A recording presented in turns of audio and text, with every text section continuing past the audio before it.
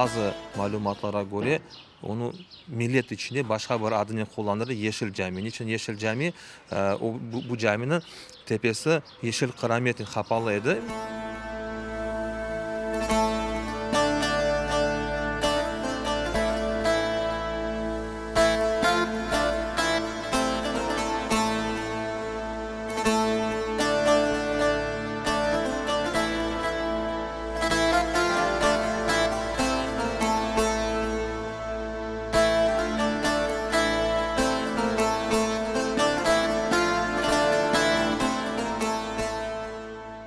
Hizmet yapardı ne zamana kadar?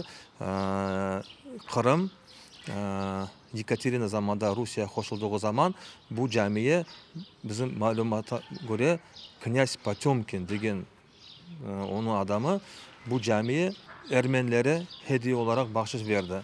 Ve orada da öyle yazmış по указу князя Потемкина передать мечеть жителям католического вероисповедания города Кафа деген o malumata o yazı var. Ondan sonra